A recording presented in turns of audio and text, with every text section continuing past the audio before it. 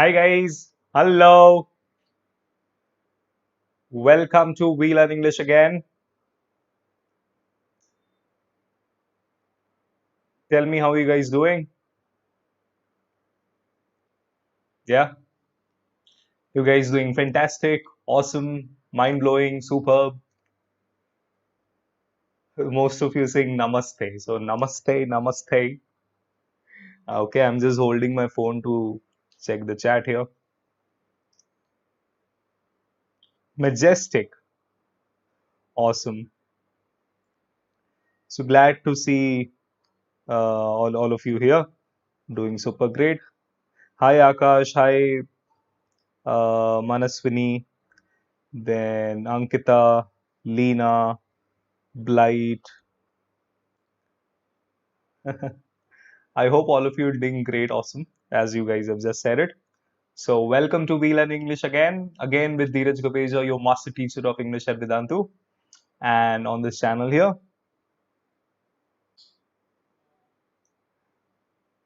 a pronunciation of Namaste. I got that accent when I pronounced Namaste, right? Okay. Okay, Yogesh has his birthday on 12th of July. Happy birthday in advance, Yogesh. Hi, Priyani. Hi, Sunny. Okay, so what is that we're going to learn today? Akash, hi Akash. We're going to learn is verbs and its types. Again, uh, a basic grammar topic, but then again, really, really important. Because if you see, one of the most important parts of speech and one of the parts of speech which is kind of used almost in every grammar topic is a verb. Um, as a matter of fact, every part of speech is important, but then when we especially talk about verbs and its types, it must be learnt with utmost attention, utmost care. Let's see how. Okay, so can we all rock the topic again? If you haven't subscribed to the channel yet, go and subscribe right now. Hit the bell icon so that you don't miss the amazing learning on We Learn English. Okay. So for those who don't know me yet, my name is Dhiraj Gabeja. You see this here? It's all clear on the screen. Dhiraj Gabeja, that's what my name is. I've been teaching English for more than 9 years now. I'm not only an academic English teacher, more than an academic English teacher, I've been a communication coach, wherein academically I have taught and mentored 10,000 plus students. That's what is written there. And when it comes to the communication side, I have been training people and have trained more than 1,000 people of almost all age groups on communication skills. So that is how that you can speak English better, faster, fluently, public speaking skills, and how that you can speak English like a native speaker, like an American or British. So I've been training people on all that as well. And it's wonderful to be with all of you now.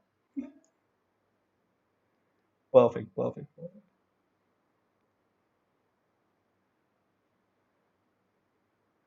All right. So let's get started. Verbs and its types. So before we begin this topic, guys, I have got this fun riddle for you. Can you think of what this thing is? Something that has no life. Tell me, what am I? I have no life, but I can die. What am I? Can you think of this? Yeah. I have no life, but I can die. ऐसा क्या हो सकता है?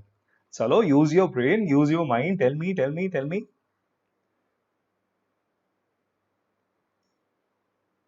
Okay, Agas says candle. No life, but I can die. Okay, that's quite close. Okay, Priyani has given a very close answer. It is actually a battery. Yes. You see, of course, it has no life, but then it can die, of course, especially your phone's battery. Anyway, so on this note, with some fun and with some smile on our face, let's start with this topic, verb and its types. Perfect. So if you see, one verb is one of the parts of speech, of course. If you haven't checked out my video on introduction to parts of speech, you can check that out. So I've given detailed explanation of what a verb is. No, I've introduced what a verb is in that video, and here we are going to talk about some more details. And let's dive into the world of verbs and its types. So let's rock the session together right now. So look at this here. So when we talk about a verb, there are many people who feel, many learners of English who are under this misunderstanding or partial information that verb is only action. Guys, verb is not only action.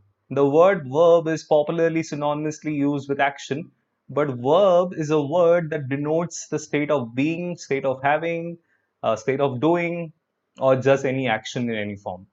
So I can give you this, you can remember the complete information on verbs simply using this acrostic. You can remember this acrostic dash. All right. So with D, you have doing verbs, that is do, does, did. With A, you have action words. You can have as many examples as possible: eating, sleeping, drinking, dancing, fight, teach, learn. There are so many action words. With H, of course, you have the state of having verbs where we have, has, had, and the ing form having. Then there is something called state of being verbs where you have am, is, are, was, were, be. Okay, then there are forms of be as well. That is been and being. Okay, yeah. So this is the basic information on what a verb is. Examples is he is a teacher. So it talks about the state of being a teacher. He does his work on time. So it talks about state of doing. I have a car. That is state of having.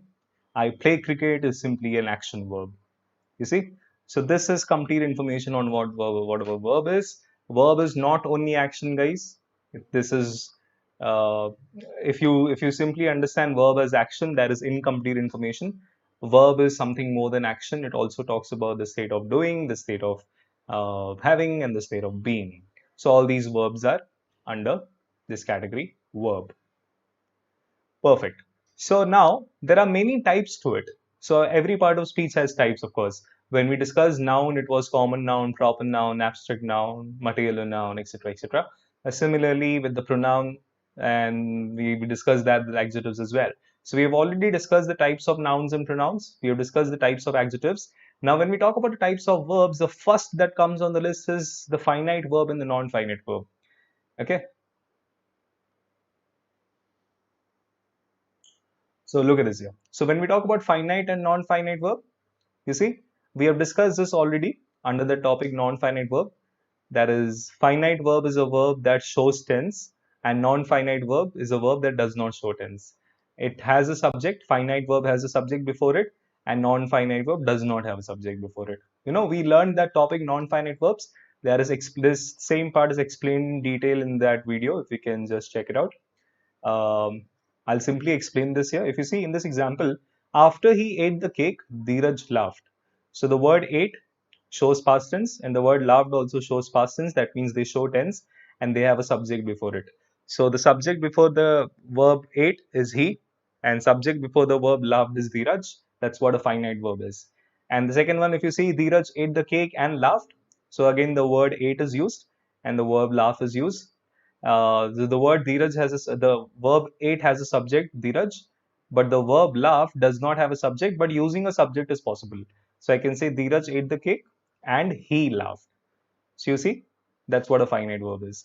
And non-finite verb is exactly opposite of finite. There is no subject, no tense. So after eating the cake, Dheeraj laughed.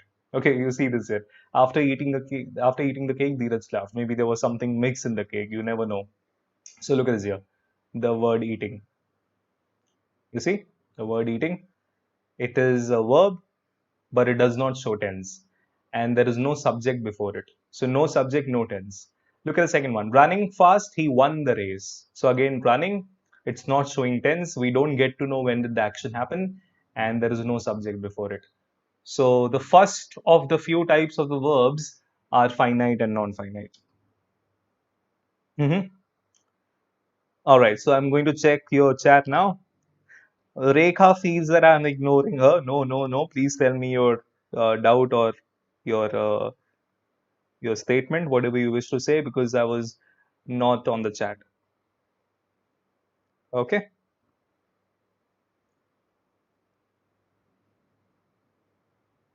All right.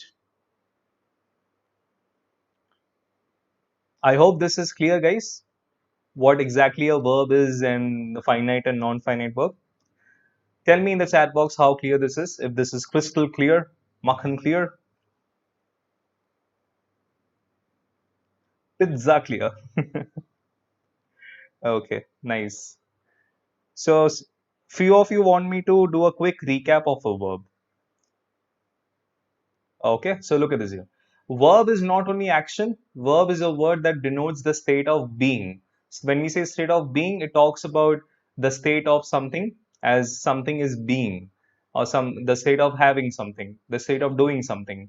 Okay, it talks about the action or state. State, as in, for example, when we say solid state, liquid state, uh, you can say the existence of something. You can simply talk about the existence. So he is a teacher, that means he exists as a teacher. He does his work on time, matlab he's talking about the doing action, the doing verb. So does is the third form of the verb. I have a car, they're talking about the having, that is a possession, ownership. Okay, I play cricket, play is the action here. So all these are verbs. You can simply remember the acrostic dash. Okay, the verb, if you remember this acrostic dash, it gives you complete information on what a verb is. Besides this, we have modal auxiliary verbs, but that's a separate topic altogether. That is also covered under verbs anyway. Okay.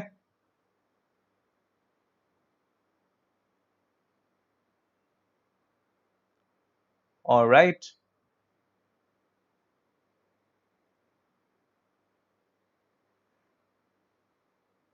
Okay. I hope it is clear for all of us.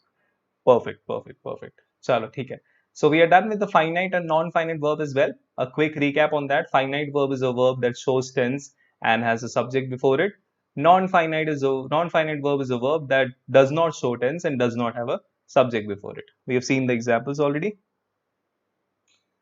Perfect. Okay. Now let's talk about the auxiliary verb and the principal verb. Look at these terms here, auxiliary verb and the principal verb. Principal verb, that is the main verb. So principal verb is also called the main verb here. Okay, let's check this, auxiliary or principal. So when we talk about the auxiliary verb, you see, she is writing a letter. Now if you look at the use of is and the principal, that is, she is a teacher. Now look at the difference, carefully observe the difference. Okay, let's talk about the principal verb first, that is the main verb. The verb is used as a principal verb here because it does not depend on any other verb. It does not depend on any other verb. So when I say she is a teacher, it makes complete sense independently. So it does not want help from any other verb. But look at this here. If I simply say she is a letter, it doesn't make sense. So here, if you see, the word writing is also used here. That means the verb is over here is used as the auxiliary verb. Okay, and writing is the main verb, the same verb. You see? Yeah. Look at the second example. I have come to school. You see, there are two verbs here. Come is the main verb and have is the auxiliary verb. Why is it called auxiliary? Because it is helping the main verb. Okay. And over here, if you see, I have an umbrella. So this verb does not need any other help. That is why it is called the main verb. There's only one verb in the sentence. That's why it's a principal verb, the main verb. Look at the third one. He does not go to school. So go is the main verb here and does is helping it. So that's auxiliary. He does his work perfectly. Now look at this here. Look at this example. He does his work perfectly. Now he's simply doing his work perfectly. So this is used as a main verb here. Okay, he does his work. Or here over here, if you see, he does not go to school. So here the verb does is actually helping the main verb go. And over here, the verb does not require any help. That's why it is a main verb. Now look at this here. She will sing a song. So the verb sing is the main verb and will is used as auxiliary. And over here, if you see, she wills to have a prize. She wills to have a prize. That means she wishes. She has a wish. Like she has this willingness. So she wills to have a prize. So look at this here. The verbs which are used independently without help from other verbs, they are called principal verbs. So over here, is used independently, have is used again independently, does is used independently, and even wills. It is not taking help from any other verb. And over here, if you see, is, have, does, will, they cannot be used independently. Like for example, in this sentence, if I remove writing, I cannot say she is a letter. In the second example, if I remove the verb come, I cannot say I have to school. In the third example, if I remove the word go, so he does not to school, does not make sense. And if I remove the verb sing in the fourth example, you see, she will a song. You see, again, it makes no sense. But in these examples, if you see, even if you even if you it is just not possible to remove these verbs here because there is only one verb. So I cannot say she a teacher. You see, she is a teacher. You see, it is just not possible to remove because there is only one verb, and that one verb does not depend on any other verb. That's why it is called the principal verb, the main verb. Okay, I hope this is clear. So difference between the principal verb and the main verb, principal verb and the auxiliary verb.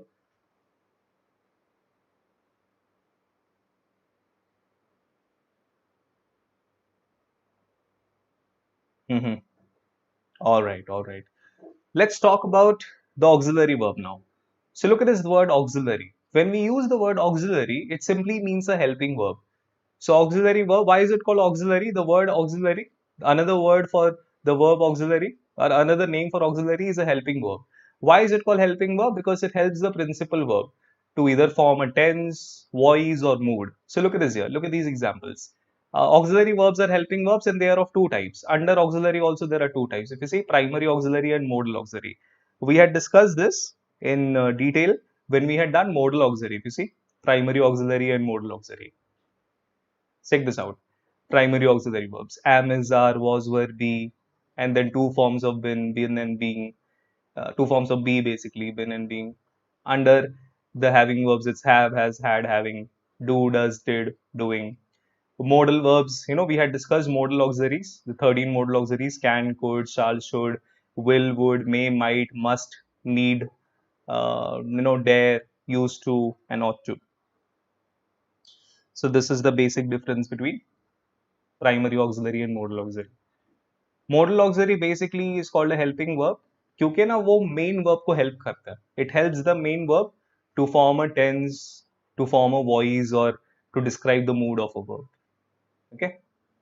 In these examples, if you see, these are auxiliary verbs, right? She is writing a letter. The main verb is writing, and the verb is helping it. I have come to school. The main verb is come, and the auxiliary verb have is helping the main verb to talk about the tense. Okay, to express the tense. He does not go to school. So this go is helped by the auxiliary does to talk about the third person singular. Okay, present tense. She will sing a song. So sing, the verb sing is helped by the auxiliary verb will to talk about future tense. Okay. Hi guys. So I hope this is clear now. Tell me in the chat box how clear this is, the auxiliary verb, primary auxiliary and the modal auxiliary, the difference here.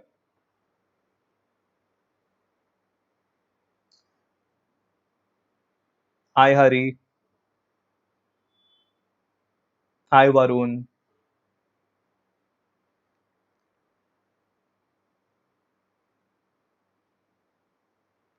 Okay, Akash is a question. In I will, is will an auxiliary verb?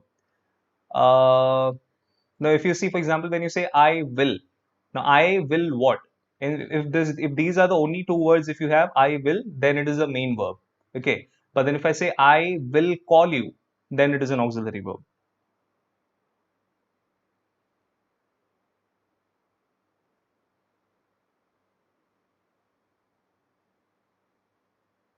Hi, good do. Perfect, perfect, perfect. So that's about primary auxiliary and modal auxiliary. Okay, it is Malai clear now. Wonderful. You're coming up with new terms, guys. But then बस खाने पीने के ही नाम लेते रहते हो तुम लोग.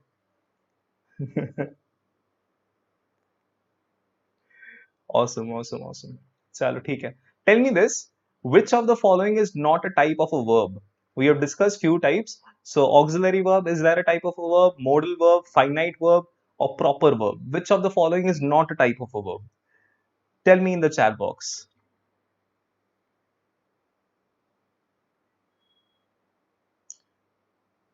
Okay. Proper. Everybody has voted for the option D. Let me check. Okay, perfect. That's amazing, guys. Give me a high five. Give me a quick high five here. That's awesome. So proper verb. There's nothing called proper verb. We have a proper noun, but there's nothing called proper verb. Okay. Awesome, awesome, awesome. Everybody has voted for the option D. That's the correct answer. Okay, you get this reaction, yes, right? When you get the correct answer, you have this sense of achievement. You're like, wow, yes. Right? Perfect, perfect. All right, next.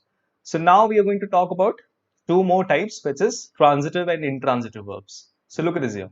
When we talk about transitive and intransitive verbs right now. So if you see, when we talk about transitive and intransitive verbs, now principal verb, that is the main verb, they have two types here. One is transitive, the other one is intransitive.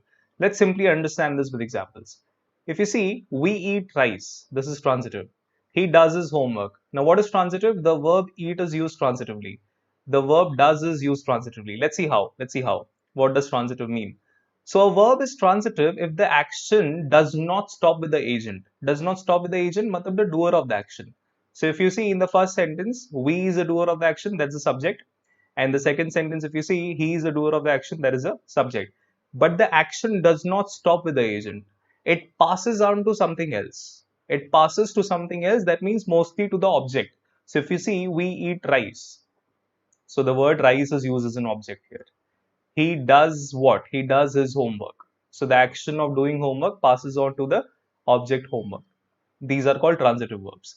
But the verb is intransitive when the action stops at the agent and it does not pass to something else. That means it does not have an object. It does not take an object. You see, river flows. Now it is simply flowing. I'm not saying river flows to some place. So there is no object here. Birds fly. Okay, you see, there is no object. That means the action of flowing and the action of flying, they remain with the subject. They remain with the agent. The word agent just means the doer of the action.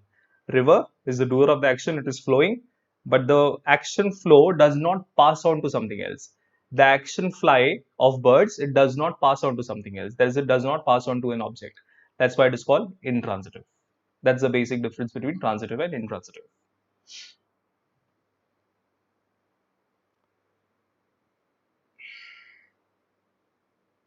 Okay.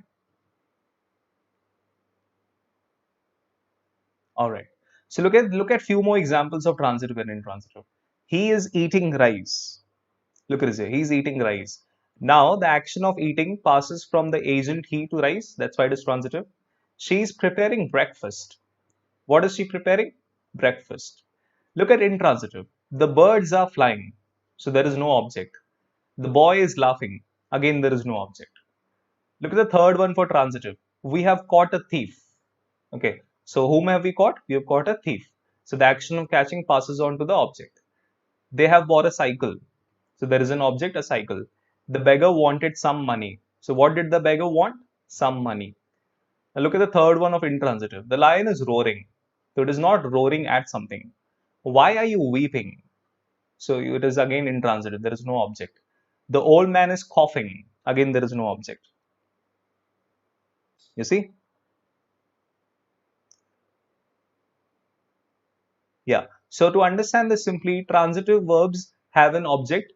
Okay, transitive verbs are the verbs which have an object after it and the action passes to the object.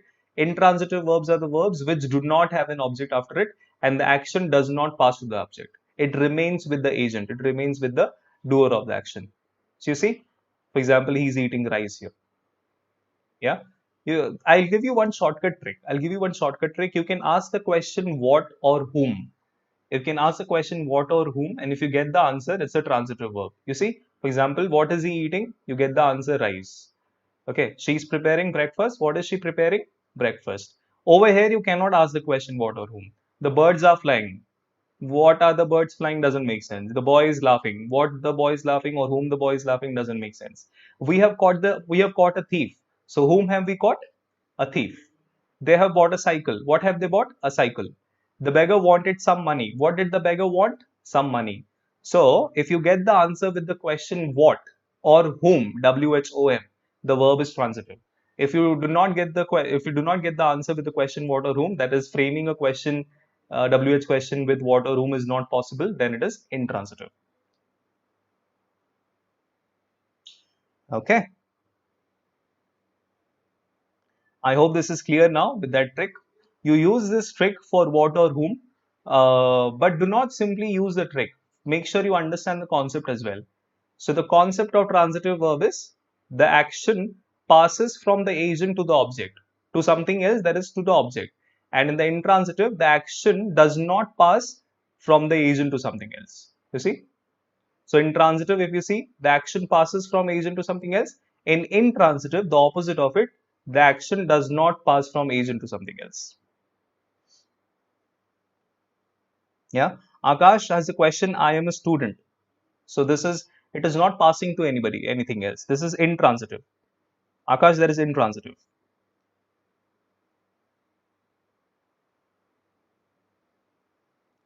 Okay. I hope this is clear now with these examples. Tell me how clear this part is, especially transitive, intransitive part. If you want me to explain this again, or it's already clear. Okay, Bibasman has a suggestion, subject verb agreement. Yes, that is in the schedule. We will do that topic. Don't worry. Vacuum clear. So we have a new word now, vacuum clear. Blight has given us a new word. Okay. Rubbery clear. Amazing. Hi, Akriti. Hi.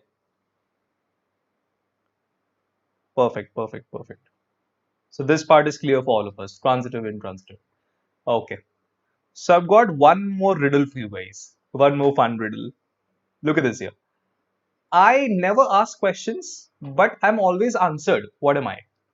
This is a little challenging. Think, think, think. I never ask questions, but always answered. Like when that particular thing is used, it is always answered. Most of the times it is answered. What am I? I never ask questions, but always answered. You see? Okay, no, this is actually a doorbell. You see, a doorbell. It does not ask you a question like who you are, but then the moment you press a doorbell or something, mostly it is answered. It is answered that is somebody who opens the door, or you get to know what is happening. You see, it's a doorbell. Anyway, nice try. Others who have given the answers, the different answers like answer, Google, that's a nice try. Good job. Anyway, that was just a fun riddle. Anyway, so now look at this here. We'll talk about the last type of a verb now. That is sensory verbs, sense verb. See, a human being has five sense organs. That is something that you can look. You of course we see something that seems like, and then something that we taste, feel, smell. So these are the five sensory verbs which are used here. Sense organs are a little different. You do not go with the sense organ thing, but then sense organs are also five. Five perception sense organs as every human being has. But when we talk about a sense verb is a verb that describes one of the five senses. One of the five senses. What are the five senses? The sense of sight, that is the sense of seeing, the sense of hearing something, the sense of smelling something, the sense of touching something, and the sense of tasting something. So these are the verbs if you see. The verbs look, seem, taste, feel, smell, and sound. These are all called sensory verbs, or they are also called sense verbs. In some books, you'll see the term sensory. It is also called sense verbs. So look at this here. How the word sound is used. She sounds like Madonna. That great singer. If you see, she sounds like Madonna. By the way, these sense verbs cannot be used in the ing form. Never use these verbs in the ing form. I cannot say she is sounding like Madonna. That will be incorrect English. So always remember, do not use sense verbs in the ing form. They're always used in the simple present form. So she sounds like Madonna. Abdul felt his chair moving. Okay. So Abdul is feeling his chair moving. That is inappropriate. Okay. So Abdul felt or Abdul feels is also okay. Look at the taste, the word taste. Can you taste this soup for me? The word watch. They watch the film together. That is the movie. They watch the film together. Okay. And then if you see, smell. Cigarettes, smoke, cigarette smoke smells terrible. So if you say cigarette smoke is smelling terrible, that is not considered appropriate. In some cases, it is used as ing form, but it is best to avoid the ing use of it. For example, for the word watching, it is okay. They are watching the film together. But I cannot say, can you taste, I mean, I'm tasting the soup right now. You can say I'm tasting the soup, but then when you ask somebody to taste it, you cannot say, can you be tasting the soup for me? So it is always better to use it in simple present, simple past, and try to avoid in the ing form. These are called sense verbs because they describe one of the five senses. What are the five senses? The sense of sight, the sense of seeing something, sense of hearing something, sense of smell, sense of touch, and sense of taste. Okay. Akash is questioning about the linking verbs. Akash, that linking verb I'll cover that during the subject verb agreement because that is something to do with the sentence structure. Like linking verb is not a type of a verb per se; it is a part of the sentence structure. So that I'll cover in subject verb agreement. I have not covered it here. There is a reason behind it. I'll tell you that when we cover the linking verbs. Okay.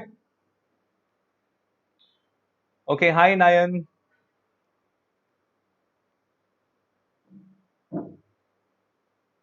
Wonderful, wonderful, wonderful.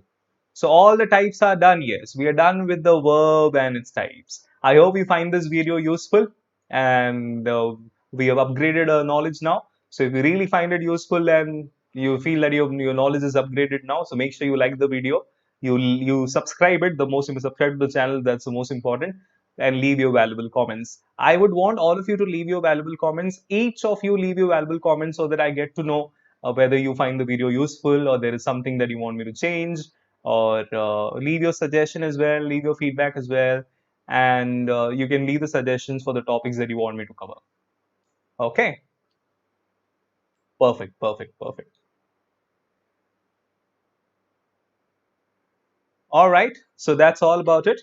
There is only, before I sign off, there is one beautiful quote that I read in one of the videos. If you remember, the video that we had done was how that you can build your self confidence, right? And towards the end, I don't know if some of you have missed that video. You can check it out. How that you can build your self confidence. One of the motivational videos that I've done.